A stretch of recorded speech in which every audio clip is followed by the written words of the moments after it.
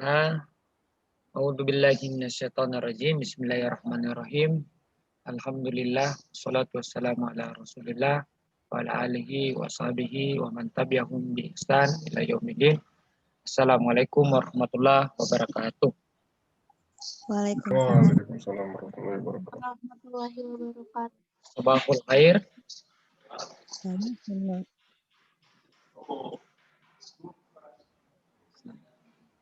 Selamat pagi semuanya, teman-teman sekalian, adik-adikku sekalian. Pada pagi kali ini, selama sejam kita akan belajar lagi mengenai tentang ilmu nahu.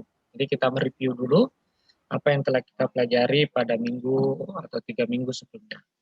Jadi pada bab pertama kita berbicara tentang kalam, dan di situ definisinya disebutkan al-kalamu huwa lafzun al-mufidu faidatan yaksunu sukutu alaiha. Jadi apa itu al-kalam? Al-lafzu al-mufidu faidatan yaksunu sukutu alaiha. Jadi apa yang kita ungkapkan itu memiliki faedah yang mana atau memiliki makna. Apapun yang kita ungkapkan fil lughal arabiyah, yang kita nutki atau yang kita ungkapkan itu disebut kalam, tapi dia harus memiliki sebuah makna, kemudian maknanya itu membuat orang lain paham, atau membuat, kalau dalam bahasanya ya sunu sukutu alaiha, membuat orang lain terdiam dan mengangguk. Kalau kita ungkapkan seperti itu, mengangguk paham gitu. Berbeda kalau kita tiba-tiba misalnya masuk kelas. Misalnya Ricky masuk kelas, dia buka pintu, tiba-tiba mengatakan, aku. Orang akan bertanya, ya aku kenapa? Kenapa orang tidak, ini apakah ini disebut kalam? Nah, menurut ahli nahwu itu tidak disebut dengan kalam. Tapi itu disebut dengan lafaz. Kenapa tidak disebut dengan kalam? Karena tidak memberikan sebuah makna. Mungkin hanya memberikan makna mufrad, tapi tidak memberikan makna secara tam, tidak memberikan makna secara sempurna. Maka dia disebut, kalau dia hanya memberikan makna mufrad, maka dia disebut dengan kalimat, kata. Tapi tidak disebut dengan kalam. Kalam itu kapan ada? Ketika dia mampu memberikan makna secara sempurna dan orang memahaminya. Tiba-tiba Rifki buka pintu, mendobrak. Aku, Ana. Orang akan diam, emang diam, tapi apa? Tidak ya, sunus sukut. Akan bertanya-tanya, akan apa? Matanya akan lari naik gitu. Apa ya? Atau lari ke samping, dia orang berpikir gitu. Apa yang ingin dia mau sampaikan? Karena kenapa? Karena lapas yang disampaikannya gairu mufid, tidak memberikan makna atau tidak memberikan sebuah faedah, sehingga manusia tidak memahaminya dengan baik karena lafaz yang disampaikan tidak sempurna.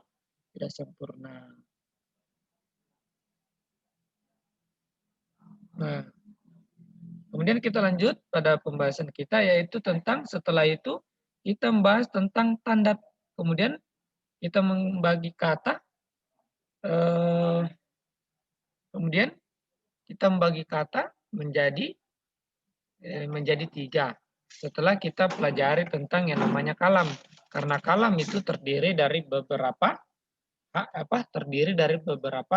kata, maka kita harus bahas dulu kata. Makanya kita bahas yang namanya kalimat. Setelah kalimat kita pelajari secara definisi, bahwasanya adalah al-lafzu al-maudu lima'nan mufrodin. Itu makna daripada definisi daripada kata. Jadi lapas yang dibuat terhadap satu makna. Misalnya lapas kubun, kaf, waw, ba. Kubun itu maknanya ini. Jadi dia cuma satu. Jadi satu makna. Beda kalau misalnya kubu Muhammadin. Itu dua makna. Ada kubu dan Muhammad. Kemudian setelah itu kita lanjut lagi pembahasan kita, yaitu tentang apa?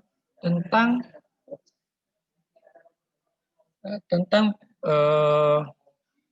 setelah kita ternyata setelah teliti orang-orang Arab melihat bahwasanya ada 3 ada tiga atau ada tiga jenis kata yang mana kata tersebut terbagi menjadi tiga berdasarkan apa? Berdasarkan hasil istiqro atau berdasarkan hasil penelitian para ulama nahwu, yaitu dibagi menjadi tiga. Ada tapi bukan pembagian juz'i ya, maksudnya bukan pembagian seperti kita ketahui misalnya buku ini kita bagi tiga, tidak seperti itu. Bukan pembagian antara satu yang mana satu ini terdiri dari tiga, tidak. Yang mana kan kalau buku ini kan kalau kita bagi terdiri daripada sampul dan kertas. Jadi buku ini terbentuk dari apa? Terbentuk dari sampul dan kertas. Tapi kalau pembagian al-kalimah kepada huruf isim dan fiil itu bukan seperti pembagian ini. Karena huruf bisa dikatakan kalimat tidak bisa kita katakan bahwa dia adalah huruf. Jadi huruf itu bukanlah pembentuk adanya kalimat, tapi huruf itu sendiri adalah kalimat itu sendiri. Setelah kita belajar tentang itu, kita belajar tanda-tanda daripada isim. Tanda-tanda isim kita ketahui disebutkan dalam teksnya bahwasanya dikatakan bahwa dia tandanya menerima yakbalu alif walam. Nah, di sini dikatakan tanda isim itu al-jar, tanwin, nida, alif lam, dan musnad. Jadi pertama jar, maksudnya apa? Dia kemasukan isim majrur. Karena kita tidak pernah mendapati huruf jar itu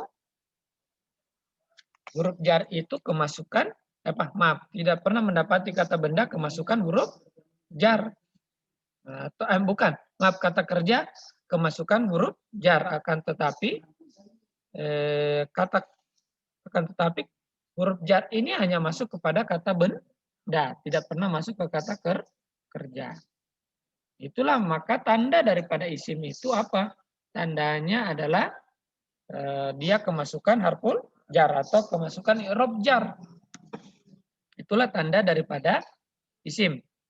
Kemudian tanda yang kedua tanwin, bahwa setiap kata benda bisa tanwin. Adapun kalau kata benda tidak bisa tanwin berarti apa?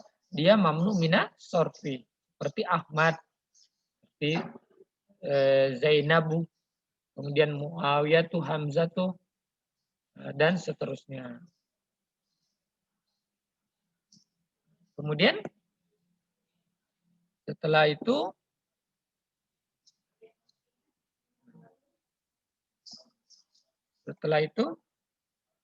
tandanya lain nida, artinya bisa dipanggil.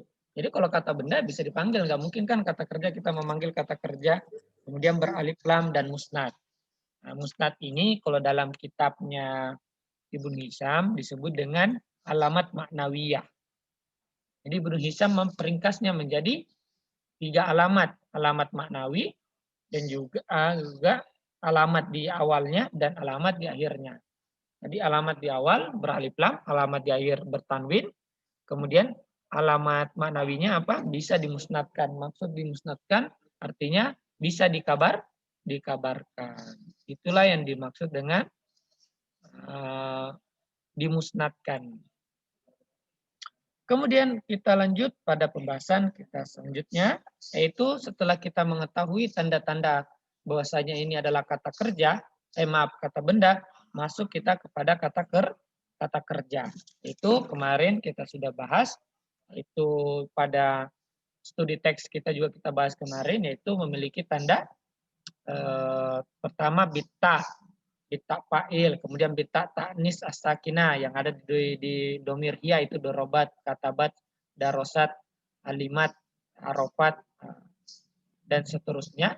Kemudian menerima ya fa'il yang ada pada domir anti. Domir anti pada fi'il mudhari dan fi'il amr. Misalnya tadrusina, tajlisina, ta'kulina, tadhabina, tanzurina, dan seterusnya. Dan juga udrusi, if'ali, takmali, ikmali, iklami dan seterusnya, ya di situ disebut dengan ya fa'il. Ya fa'il itulah sebagai tanda bahwasanya hal tersebut adalah kata kerja. Kemudian setelah itu kita masuk kepada pembahasan huruf. Huruf itu apa? Adalah yang tidak bisa menerima harokat, tidak bisa menerima tanda-tanda daripada isim dan juga tanda-tanda daripada fiil. Jadi yang dimaksud dengan huruf itu adalah yang tidak bisa menerima tanda-tanda daripada isim dan juga tanda-tanda huruf. Kita sudah bahas kemarin di pembahasan sebelum pembahasan kita, yaitu tentang ada kata soh dan hayhal. Nah, kata soh dengan hayyahal itu adalah disebut dikategorikan sebagai isim fiil. Karena kenapa? Secara eh, apa? Secara soh dan hayyahal ini isim, akan tetapi memiliki makna fiil, maka dia dikategorikan sebagai isim fiil. Nah, kemarin kita juga sudah bahas mengenai huruf. Huruf itu dibagi, ada muhtas dan ada gairu muhtas. Kemudian muhtas lagi dibagi menjadi dua. Ada muhtas bil asma dan ada muhtas bil af'al. Jadi misalnya gairu muhtas seperti huruf hal. Hal, misalnya hal ini bisa setelahnya kata benda ataupun kata kerja. Misalnya kalau kita mengatakan hal akalta atau kita mengatakan hal zaidun. Jadi setelah hal bisa masuk kata kerja dan juga kata benda. Maka hal ini disebut dengan huruf ghairu muhtas, tidak terkhusus kepada kata benda ataupun kata kerja, tapi masuk kedua-duanya. Kemudian ada yang muhtas atau ada yang namanya terkhusus. Ada yang terkhusus kepada kata benda dan ada yang terkhusus kepada kata kerja. Misalnya kalau terkhusus kepada kata kerja, yaitu contohnya di kitab ini disebut dengan lam. Lam yang masuk kepada fi'il mudhari, yaitu harful jazim yang menjazmkan fi'il mudhari. Karena kenapa? Kita tidak pernah mendapati lam itu masuk kepada kata benda. Nah, lam tidak pernah masuk kepada kata benda. Maka daripada itu, lam ini ketika kita mendapati lam, maka hakul yakin bahwasanya dia itu adalah kata kerja fi'il mudhari. Adapun kalau dia fi'il madi, maka yang menjadi tanda khusus fi'il madi apa? Yaitu masuknya ta fa'il. Yang mana itu? Yaitu dorobtu, dorobta, dorobtuma, dorobtum, dan seterusnya. Kemudian kemasukan tak fa'il dan juga tak taknis sakinah yang ada di dorobat, akalat, namat, kemudian apa dan seterusnya. Itu tanda-tanda daripada apa? Tanda-tanda bahwasanya dia itu fiil. Nah, tanda fiil lain yang tanda fiil amr bahwasanya dia bisa menerima nunun taukid. Nunun taukid itu seperti kita mengatakan udrusanna atau udrusan, uhrujanna atau uhrujan dan seterusnya. Jadi itu pembahasan kita yang telah kita lalui kemarin. Jadi kemarin kita juga sudah bahas tentang yang namanya isim fiil.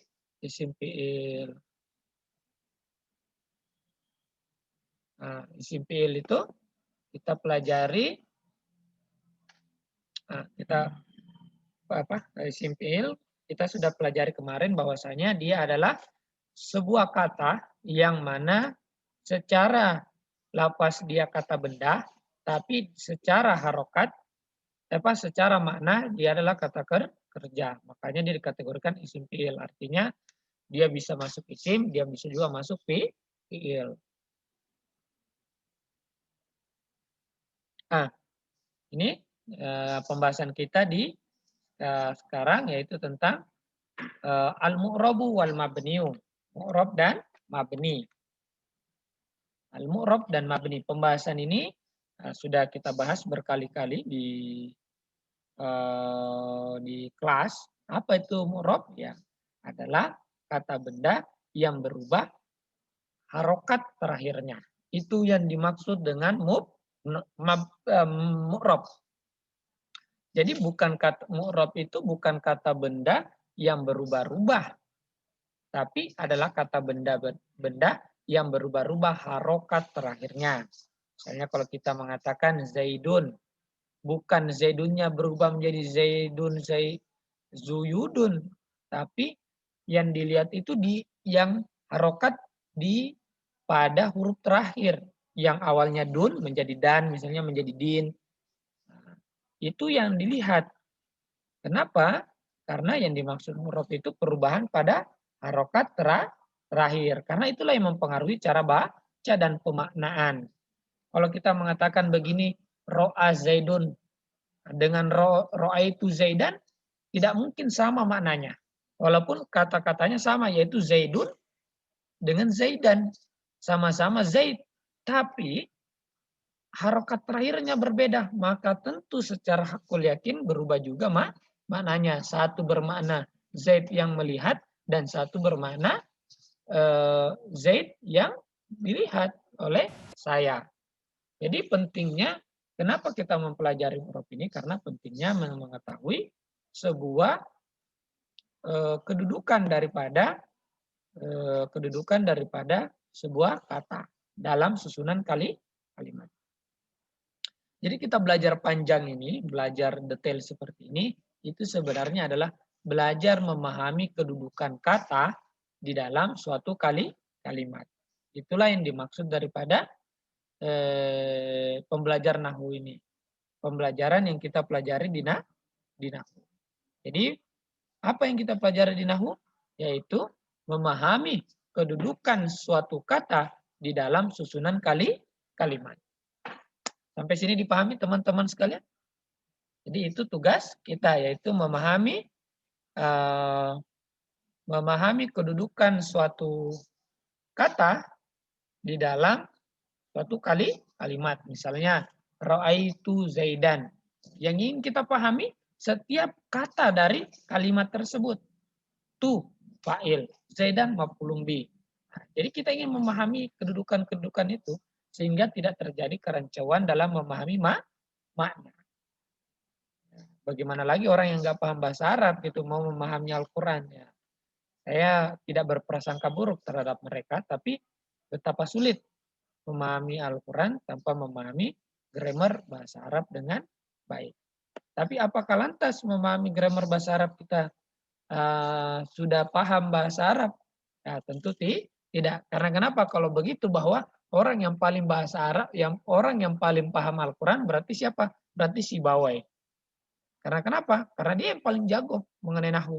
Berarti Al-Farra, Al-Farisi, Banu Tamim, berarti mereka-mereka inilah yang paling paham Al-Quran. Kalau kita memahami bahwa grammar itu yang orang yang memahami grammar Arab, berarti dialah yang paling paham mengenai Al-Quran.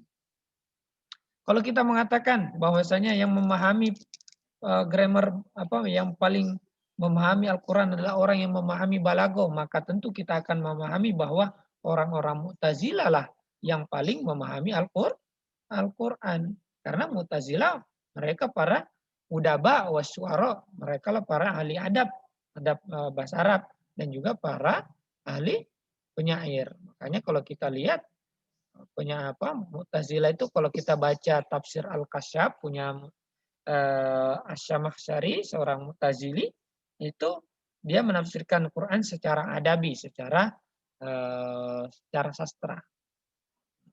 Kalau kita menyatakan seperti itu, tapi tidak mutlak penafsirannya begitu.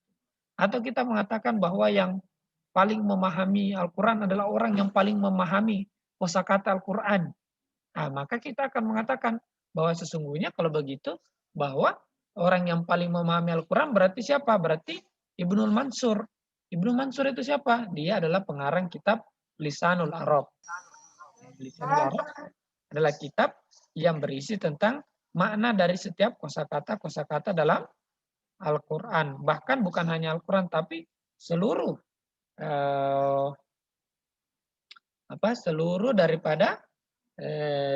seluruh daripada makna kosakata dari bahasa Arab. Maka daripada itu, kalau kita mengatakan bahwasanya orang yang paling paham mengenai bahasa Arab adalah orang yang paling paham kosakata, maka Rogib Isfahani, pengarang kitab Al-Fazul Quran, yang paling paham mengenai tafsirul Quran. Tapi kita tidak dapati hal seperti itu. Malahan orang-orang yang menyusun misalnya kamus bahasa Arab seperti kamus Lisanul Arab dan juga kamus misalnya kamus Al-Muhit dan sebagainya, itu tidak menulis tafsirul Quran. Atau orang yang menulis misalnya ilmu nahwu tidak menulis tafsirul Quran. Itu membuktikan tidak mutlak bahwa orang memahami bahasa itu bisa, apalagi yang tidak bisa memahami bahasa Arab. Belum lagi memahami usulnya, usul fikihnya, belum memahami juga nasi mangsunya, belum belajar ulumul Quran, belum belajar nuzulul Quran, belum belajar tentang kawaid fikihnya, belum juga belajar tentang ilmu ilmu asbabun nusul, kemudian ilmu kiroatnya. Nah, itu sangat berpengaruh semua dalam memahami Al-Quran. Tapi kita sebagai generasi sekarang, akses terhadap kitab Kutubul Turosiyah, Kutubul Turos itu sudah mudah. Artinya kita tidak perlu begitu meluangkan waktu untuk mempelajarinya semua dari awal. Karena sekarang kitab-kitab ulama terlebih dahulu bisa kita baca dan tidak perlu kita belajar dari awal. Belajar dari awal itu maksudnya mencari, meneliti gitu. Cukup kita mempelajari atau meneliti yang sudah ada. Misalnya Profesor Quraish Shihab menulis kitab Tafsir Al-Misbah. Itu karena beliau doktoralnya itu sudah meneliti suatu kitab tafsir namanya Tafsir Al-Baqai. Tafsir Al-Baqai itu tafsir yang diteliti oleh Profesor Quraish Shihab tentang, karena dia banyak isinya tafsir itu banyak mengandung tentang makna kata. Banyak lagi sebenarnya tafsir-tafsir warisan umat Islam itu yang belum kita koleksi. Seandainya saya punya banyak uang lagi ya, saya akan beli tafsir lagi. Gitu. Saya udah punya tafsir Mu'tazilah sudah, punya tafsir Asy'ariyah sudah, Syiah sudah, tafsir Wahabi sudah. Nah, cuman yang belum itu belum bacanya. Karena membacanya membutuhkan waktu, makanya saya baca-baca ulang tafsir sederhana, tafsir Jalalain dari Ahlus Sunnah, tafsir Jalalain dari Jamaluddin As-Suyuti dan Jamaluddin Al-Mahalli, itu untuk bagaimana saya punya pandangan umum dulu mengenai isi Quran.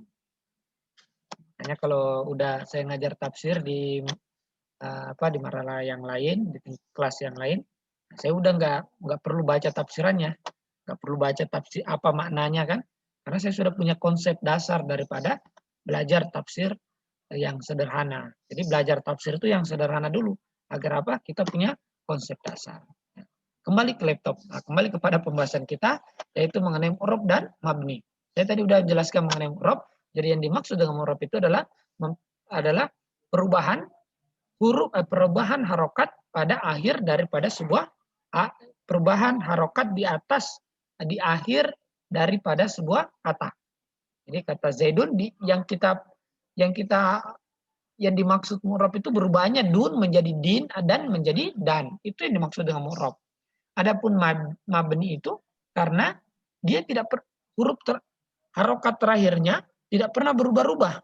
Selalunya begitu. Misalnya man selalunya man terus, walaupun dia dalam kondisi apapun. Misalnya ja'a man koma, man kan di situ sebagai fa'il daripada ja'a. Seharusnya kan dibaca manun kalau sesuai dengan harokat, tapi tidak bisa karena dia mabni. Saya sudah jelaskan kemarin. Ini pembahasan di Qatrun Nada. Misalnya juga ra'aitu man koma, seharusnya kan dia nasab karena dia maf'ul bih, atau marartu biman koma, seharusnya kan dia jar tapi dia mabni. Itulah yang dimaksud dengan mabni. Mabni apa itu? Mulazamatun Saya ada nanti definisinya di situ ya. Secara bahasa artinya tetapnya sebuah harokat pada akhir dari sebuah kata. Kira-kira seperti itu ya. Kira-kira terpahami tidak? Edi, paham Edi? Edi, paham Edi? Edi gak bisa nyalain audio, Ustaz. Oh, kenapa? Kayaknya rusak. Dari dulu soalnya. Atau nyimpan doang? Nggak tahu Ustaz, kurang tahu. Jadi, Waktu itu pernah bilang kayak gitu. mungkin jaringan nggak bagus ya.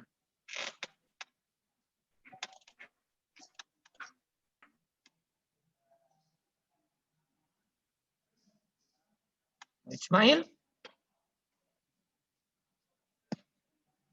Ya Ustaz, Paham? insya Allah Ustaz.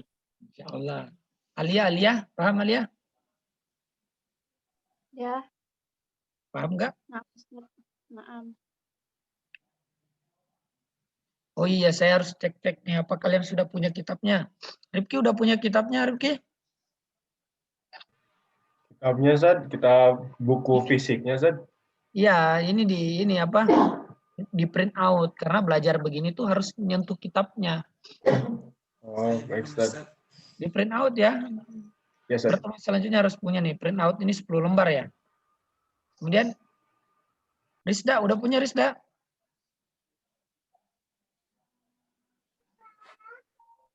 Bilang. Rizda udah punya? Belum, Ustaz. Ya ini di print out ya sama Tika nih. Belum. Ya di print out.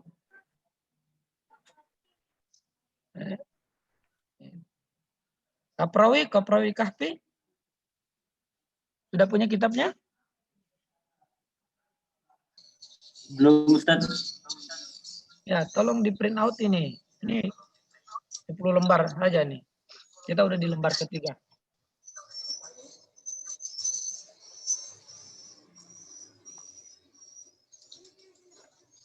Oke, kita lanjut. Al-mu'rabu wal mabniyu. Al-ismu minhu. Minhu. Al-isim minhu diantaranya. Mu'rabun wa mabniun. Nah, ini sebenarnya bacanya begini. Al-ismu mu'rabun wa mabni. Al-ismu mu'rabun minhu wa mabniun. Jadi di sini mau dijelaskan, ini pembahasannya harus konsentrasi ya. Jadi pembahasannya tentang sebab-sebab sesuatu itu mu'rab dan mabni. Jadi sesuatu itu mu'rab dan mabni karena ada sebabnya. Jadi ada penyebabnya. Mungkin kalau kita dulu kita mempelajari mu'rab dan mabni itu tidak dijelaskan mengenai sebab-sebabnya, tapi di sini kita akan jelaskan. Di sini katakan kenapa dia mabni wa mabni li syabahin, karena serupa minal huruf al madni. Jadi dia menyerupai huruf.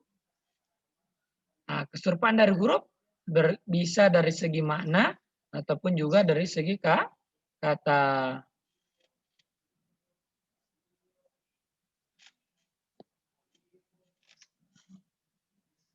Nah, di sini kita lihat, jadi kenapa sesuatu itu dikategorikan mabni? Itu karena dia menyerupai huruf.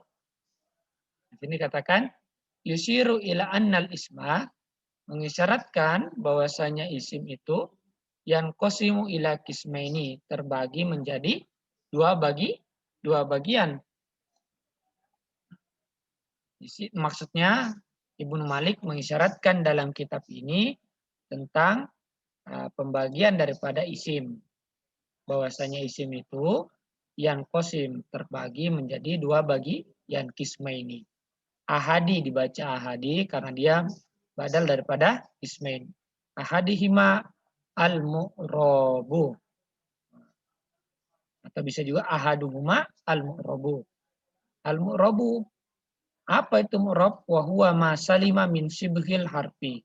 Yang dimaksud dengan mu'rab itu adalah yang selamat huwa ma salima min sibghil harfi. yang selamat daripada keserupaan daripada huruf. Wasani al-mabniu. Yang kedua adalah mabni. Apa itu? Wa huwa ma asbahal harfa. Ya, yang sebagaimana saya katakan tadi bahwasanya yang dimaksud dengan al-huruf itu apa yang dimaksud dengan mabni adalah yang menyerupai huruf. Wa huwal makna biqaulihi, dan itulah yang dimaksud daripada perkataan hi-nya kembali kemana? Biqaulihi, kembali ke perkataan lisyubhil minal huruf. Perkataannya siapa? Hi-nya ini perkataannya Ibnu Malik. Lisyabahin minal huruf al-mudni. Ya, yang paling rendah gitu. Ai lisyabahin muqrabin atau muqarribin minal huruf. Fi'latul bina. Jadi fi'latul bina. Jadi maksudnya karena keserupaannya dari huruf dari segi apa? Fi'latul bina, bentuk daripada mabninya. Munhasiratun indal musannifi rahimahullahu taala wa nafa'na bi ulumihi bisyabahil harfi. Tapi terbatas kalau bagi musannif itu Ibnu Malik menyatakan bahwasanya dia itu hanya terbatas karena kenapa? Karena keserupaan daripada huruf. Jadi kalau bagi Ibnu Malik dia hanya karena keserupaan daripada huruf.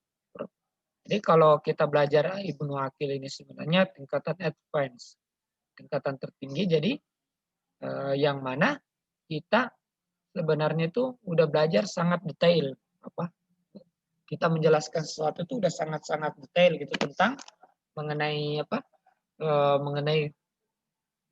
mengenai sebuah nahwu gitu. Summa nawwa'al musannifu. Di sini nawwa'a. Wazan fa'ala. Nawwa'al musannifu wujuhas syabahi. Jadi kemudian musannif memberikan apa? Mengkategorikan jenis-jenis daripada keserupaan kata benda itu dengan huruf itu menjadi beberapa jenis. Fil baitainil ladina ba'da hadzal baiti.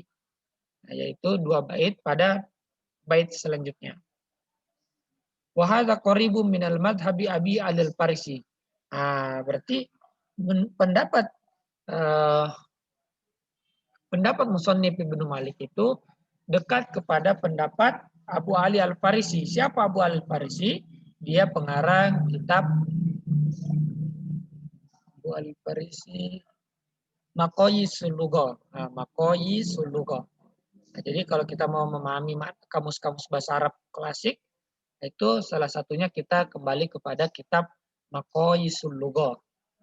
Itu kita bisa memahami makna-makna bahasa dari kitab Maqayisul Lugha itu banyak isinya bagus. Jadi kalau teman-teman mau beli kitab kamus, belilah kitab Maqayisul Lugha. Min madhabi Ali al-Farisi haitsu ja'al al-bina'a, yang mana Abu Ali al-Farisi ini menjadikan mabni itu, apa sebabnya sesuatu itu mabni bagi Abu Ali al-Farisi dan juga musannif yaitu Ibnu Malik. Mana musannif ini mengekor kepada pendapat Abu al-Farisi yaitu menjadikan mabni itu munhasiron, terbatas fi syabahil harfi. Karena sesuatu itu menyerupai huruf. Jadi itulah alasan utama sesuatu itu mabni. Sampai sini paham ya? Jadi apa penyebab sesuatu itu mabni?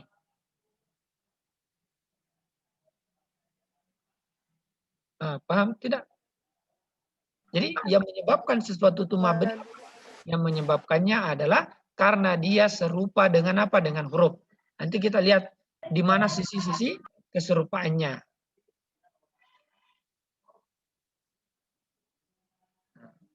Au mata mana maknahu, atau memang tidak serupa dengan huruf tapi secara kandungan makna.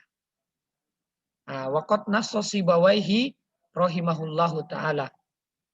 Jadi telah dinaskan atau telah dikatakan oleh Sibawai, apa bedanya qola dengan naskan? Kalau menaskan itu dia tulis. Nasso Sibawaihi rahimallahu ta'ala ala anna illatal bina. Nah, bahwasanya, tapi Sibawaihi punya pendapat bahwasanya kenapa sesuatu itu mabni? Sebabnya apa?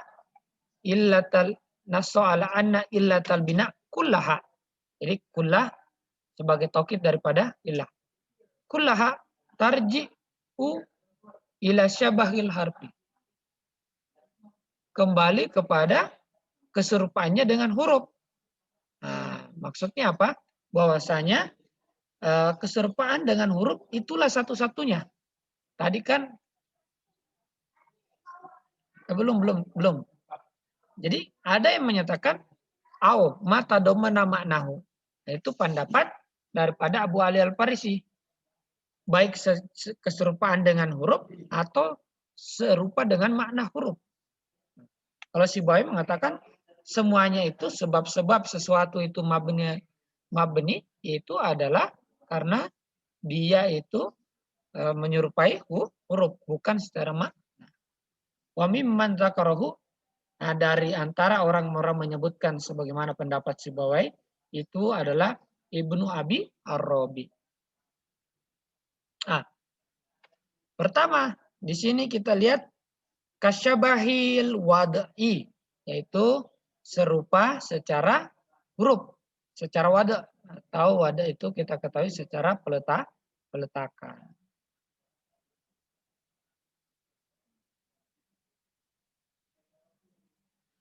Fi ismai, nah, di dalam dua isim, maksudnya di jitana dua isim. Jitana, di situ ada dua isim.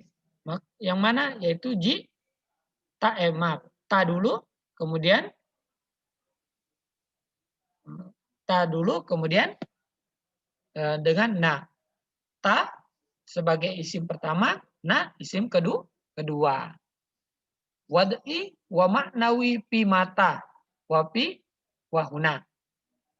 Jadi secara maknawi, naik lagi ke mama. Naik.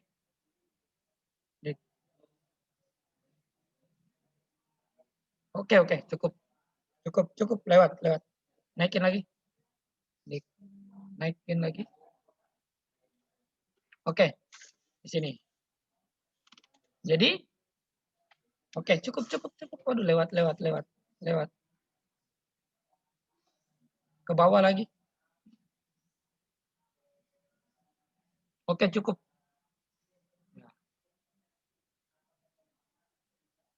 Oke. Jadi, keserupaannya sesuatu itu mabni karena keserupaannya dengan kata benda. Keserupaannya dengan kata huruf. Keserupaannya dengan huruf. Nah, huruf ada secara wad'i dan secara maknawi.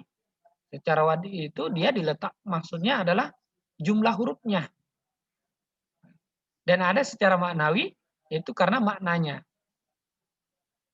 Nah, maksudnya apa maknanya? Yaitu huruf itu tidak memiliki makna pada dirinya sendiri.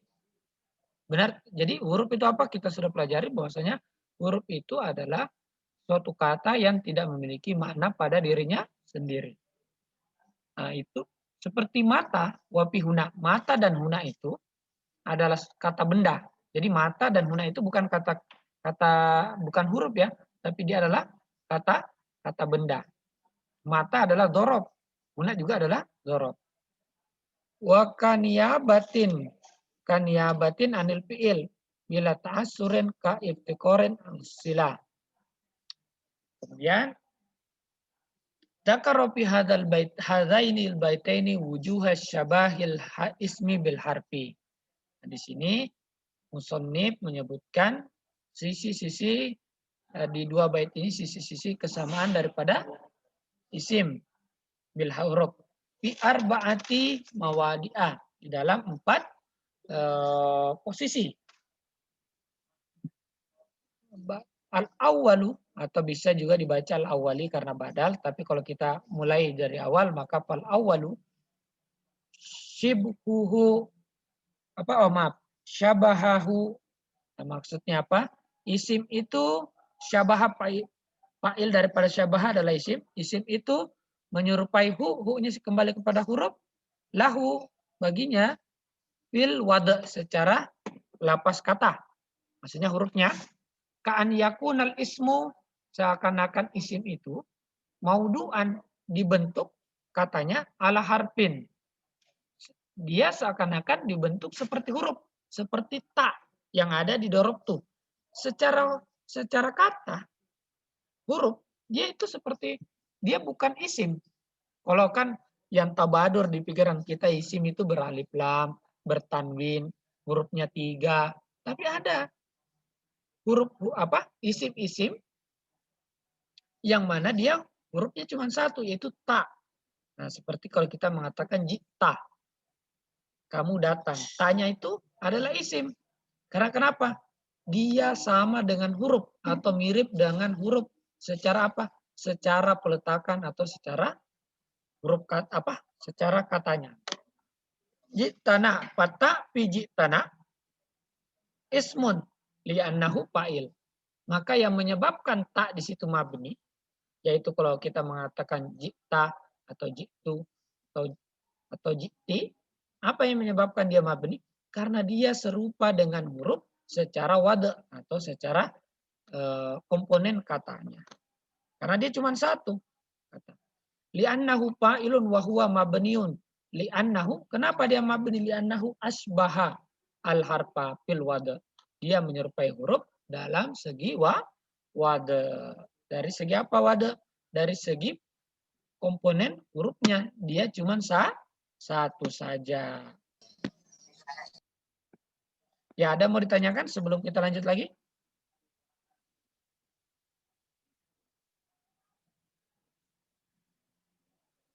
Nah. Jadi kira-kira sampai sini paham kenapa suatu itu mabni? Jadi kata benda itu mabni karena memiliki 2 alasan. Pertama, serupa dengan huruf secara secara wada atau susunan hurufnya, atau dia serupa dengan huruf secara apa? Secara maknawi. Nanti kita akan bahas secara maknawi. Wahuan ini baris ketiga. Wahuwa mabniun li'annahu asbahal harfa fil wada fi kaunihi ala harfin wahidin. Nah, itu. Karena apa yang menyerupai dengan huruf? Ya karena dia 1 huruf. Maksudnya 1 huruf itu harfan wahidin. Dia dalam 1 huruf. Maksudnya dalam 1 huruf apa? Maksudnya bahwa fi harfin wahidin. Ala harfin wahidin. Dia dalam 1 huruf. Karena dia 1 huruf, maka daripada itu, ya ala harfin wahidin, maka dia mabni. Karena keserupaannya dengan huruf. Keserupaan isim terhadap huruf, yaitu terdiri dari 1 huruf. Wa kadzalika di dalam jitana ismun li'annaha maf'ulun wa huwa mabniun li syabahihi bil harfi fi wad'i fi kaunihi ala harfaini. Karena dia terdiri dari 2 huruf. Kita lihat huruf huruf-huruf, misalnya huruf pi. Itu cuma 2 huruf, pa dengan ya atau ilah. Oh, kalau ilah 2 ya. Nah, atau apa yang 2 min mim dengan nun. Asani. Ini yang pertama. Asani syabahul ismi lahu bil makna. Nah, jadi alasan pertama yaitu tadi keserupaan huruf dengan keserupaan isim dengan huruf dari sisi dari sisi huruf. Sekarang keserupaan isim dengan huruf pada sisi apa? Pada sisi makna. Insya Allah kita akan lanjutkan dan akan dibaca akan dipresentasikan oleh saudara kita Isni Nur Buani. Isni Nur Buani. Aduh, Ustaz, jangan. Alhamdulillahirabbil. Halo.